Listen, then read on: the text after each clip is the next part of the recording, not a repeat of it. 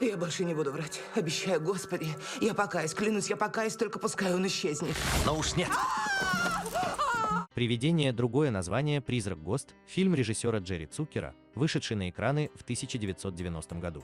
Фильм получил ряд наград и номинаций, в том числе 5 номинаций на премию «Оскар» в 1991 году, 2 из которых оказались победными, за лучший оригинальный сценарий и лучшую женскую роль второго плана для Вупи Голдберг. Фильм стал самым кассовым фильмом 1990 года, собрав $217 миллионов в США и $290 миллионов в других странах.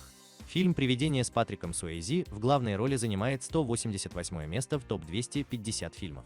Режиссером «Привидения» стал Джерри Цукер, который до этого снимал лишь комедии. «Аэроплан» и «Голый пистолет» как раз его рук дело. То, что именно ему предстоит снять ленту, шокировало автора сценария «Привидения» Брюса Джоэла Рубина. Драма, мелодрама, фантастика, комедия, криминальное кино, а ближе к финалу еще и боевик и хоррор. Как позднее шутил Рубин, не хватало только мюзикла. Это впечатляло, но также было проблемой, поскольку «Привидение» было нелегко предлагать продюсерам, обычно предпочитающим сценарии с четко определенным жанром. Многожанровость ленты «Привидения» гарантировала интерес со стороны всех зрителей, кроме маленьких детей и принципиальных ценителей артхауса.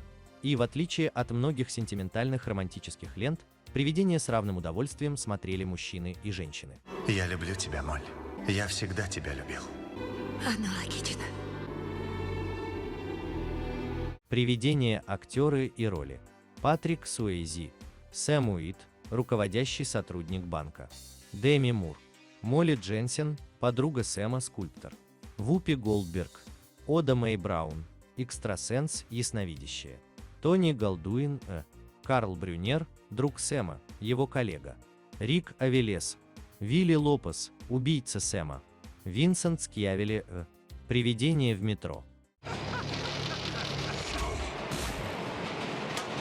Так держать, малыш. Получилось. На роль Оды Мэй Браун планировалось пригласить другую актрису, но Патрик Суэйзи, большой почитатель таланта Вупи Голдберг, сумел убедить продюсеров, что афроамериканская актриса – наилучший кандидат на ее исполнение. Режиссер Джерри Цукер в каждой своей картине обязательно дает эпизодическую роль своей матери. Здесь она сыграла сотрудницу банка. Брюс Уиллис отказался от главной роли, посчитав, что фильм непременно провалится в прокате. После оглушительного успеха фильма лента стала самой кассовой картиной 1990 года.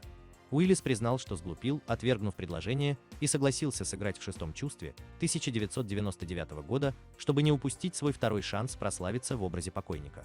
Среди огромного списка претендентов на главную роль фигурировало имя Пола Хогана. Но актер предпочел работу над фильмом «Почти ангел» 1990 года. Ужасные крики демонов в действительности являются плачем младенца, проигранными с замедленной скоростью в обратную сторону.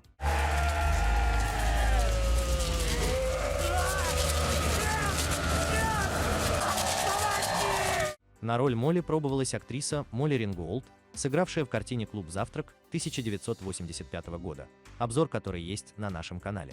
В 2011 году состоялась премьера мюзикла «Привидение», основанного на фильме. Главный злодей картины получил свою роль по знакомству. Начинающий актер Тони Голдуин попал в мелодраму «Привидение» благодаря своей жене, художнику-постановщику Джейн Маске. Она познакомила мужа с Джерри Цукером, и режиссеру понравилось, что Голдуин выглядит как светский лев, лишь немного уступает Суэйзи по сексапильности и при желании может источать угрозу. Его персонажа звали Карл Брюнер. Сценарист наделил негодяя фамилией своего нелюбимого школьного учителя. Получилось так, что Брюс Джоэл Рубин увидел интервью с Патриком Суэйзи, которое произвело на сценариста огромное впечатление. Когда актера спросили об его отце, у Патрика выступили слезы. Брюс предложил Суэйзи на главную роль, но против выступил режиссер, и только после блестящих кинопроб вопрос с выбором актера на роль главного героя был снят. Побойся Бога, это уродство. И что? То, что оно сюда не вписывается. А я вписываюсь. Да, это точно. Деми Мур была утверждена на роль Молли Дженсен потому, что она легко может заплакать, когда это требуется по сценарию, и даже была способна выбрать, из какого глаза потечет слеза. По легенде, это впечатлило создателей «Привидения», и они уже не сомневались в своем выборе. Несмотря на трогательную любовную линию героев Патрика Суэйзи и Деми Мур, больше всего зрителям и критикам полюбился персонаж Вупи Голдберг.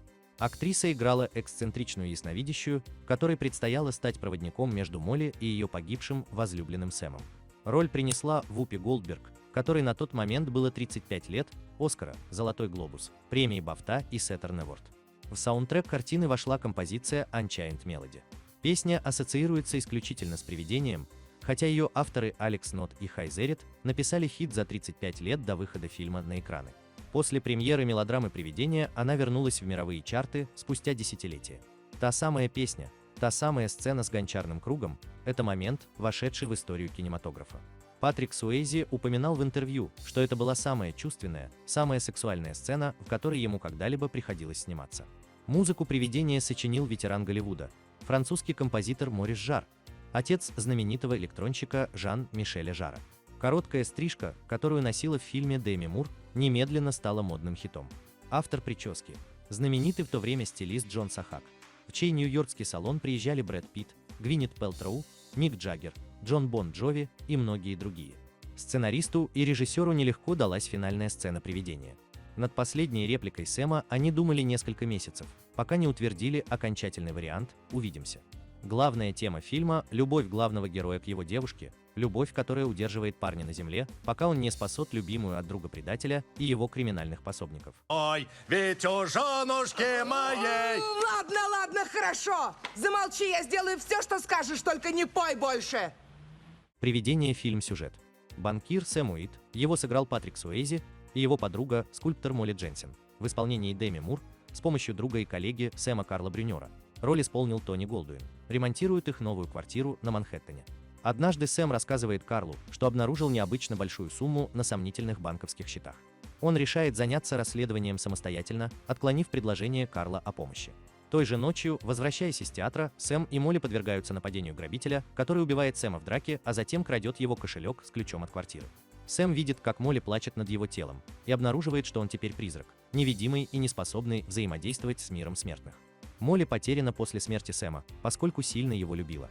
К ней заходит Карл и предлагает прогуляться с ним. Через несколько минут в квартиру заходит грабитель и что-то ищет. Когда Молли возвращается, Сэм пугает их кошку. Она царапает грабителя, и он убегает. Сэм следует за грабителем в его квартиру в Бруклине и узнает, что мужчина, Вилли Лопес, его играет Рико Велес, был нанят неизвестным. Покинув дом Вилли, Сэм заходит в салон экстрасенса Оды Мэй Браун. Ее сыграла Вупи Голдберг, шарлатанки, якобы вызывающей духов мертвых. Медиум потрясена, обнаружив свой настоящий экстрасенсорный дар, когда слышит голос Сэма, насмехающегося над ней. Сэм убеждает ее предупредить Молли, что она в опасности. Чтобы развеять скептицизм Молли, Ода Мэй по настоянию Сэма передает информацию, которую мог знать только он. Молли позже дает адрес Вилли Карлу, который соглашается помочь. Затем она идет в полицию, но там заявляют, что у них нет данных касательно Вилли Лопеса, зато за Одой Мэй Браун числится множество нарушений закона. Тем временем Сэм следует за Карлом и с ужасом узнает, что он и есть наниматель Вилли. Карл отмывает деньги для наркодилеров, и именно он заставил Вилли ограбить Сэма, чтобы получить ключ от квартиры, в которой хранятся пароли Сэма. Затем Карл планирует перевести деньги на один счет на получателя Риту Миллер. Сэм учится у жестокого полтергейста, роль исполнил Винсент Скьявели, обитающего в нью-йоркском метро, как использовать энергию для перемещения объектов. Затем Сэм убеждает Ода Мэй помочь ему помешать Карлу. Прежде чем Карл сможет перевести деньги своим клиентам, Ода Мэй выдает себя за Риту Миллер, закрывает счет и неохотно жертвует чек на $4 миллиона монахиням на благотворительность. Карл идет к Молли, которая говорит, что заметила, как Ода Мэй, представившись Ритой Миллер, закрыла счет в банке. Карл и Вилли идут к Оде Мэй, но Сэм предупреждает ее и ее сестер, чтобы они спрятались. Когда приезжает Вилли, Сэм пугает его, заставив его в приступе паники бежать по улице, после чего Лопеса сбивает насмерть встречная машина. Демоны уносят Вилли прямиком в преисподнюю. Сэм и Ода Мэй идут к Молли и совместными усилиями убеждают ее в том, что дух Сэма действительно существует. Ода Мэй помогает Сэму и Молли побыть вместе в последний раз, позволив Сэму ненадолго овладеть ее телом. Неожиданно в квартиру врывается Карл с пистолетом в руке, но Сэм слишком истощен, чтобы сражаться с ним. Женщины сбегают по пожарной лестнице на другой этаж, но Карл хватает Ода Мэй и держит ее под прицелом, требуя чек. Сэм нападает на Карла. В ответ он направляет в него крюк, подвешенный на тросе, который, вернувшись, разбивает окно, и один из осколков убивает Карла. Появившиеся из тьмы демоны забирают душу Карла. Молли слышит голос Сэма. В комнате появляется небесный свет, освещая Сэма. Понимая, что настало время уходить, Сэм трогательно прощается с Молли и целует ее, наконец признавшись в своей любви к ней.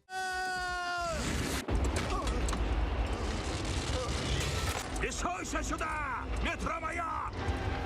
Фильм «Призрак» 1990 года. создавался не для того, чтобы ввергать в уныние. Напротив, он способен вывести из тяжелой депрессии, доказав, что любовь сильнее смерти.